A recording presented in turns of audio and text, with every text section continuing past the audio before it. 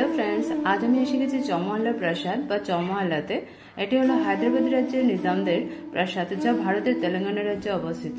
এটি আসফ জাহি রাজবংশের 1720 থেকে 1948 খ্রিস্টাব্দ অবধি ক্ষমতার কেন্দ্র ছিল এবং তাদের রাজত্বকালে নিজামদের সরকারি বাসভবনও ছিল।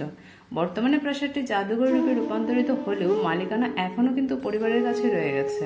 তবে হ্যাঁ, এই যে প্রাসাদটি চৌমহল্লা প্রাসাদ, চৌমহল্লার প্রাসাদের অর্থ হলো চৌ মানে হচ্ছে চার, মহল্লা হচ্ছে হিন্দি ফার্সি বা উর্দু ভাষাতে প্রাসাদ, তার চৌমহল্লা প্রাসাদ। এখানে চার শব্দটি এর জন্য ব্যবহার করা হয়েছে, সেখানে চারটি প্রাসাদ রয়েছে। এখানে দক্ষিণ প্রাঙ্গণে রয়েছে প্রাচীনতম অংশটি প্রাসাদের, উত্তর প্রাঙ্গণে রয়েছে একটি বড় ইমাম, রয়েছে খিলাফত মোবারক, সেটি হচ্ছে চৌমহল্লা প্রাসাদের প্রাণকেন্দ্র। আরও রয়েছে একটি ক্লক টাওয়ার, যেটা আপনারা দেখতে পাচ্ছেন, এই যে দেখা যাচ্ছে ক্লক টাওয়ার। এই ক্লক টাওয়ারটি রয়েছে পশ্চিম দিকে চৌমহল্লা প্রাসাদের প্রধান প্রবেশদ্বারটিতে।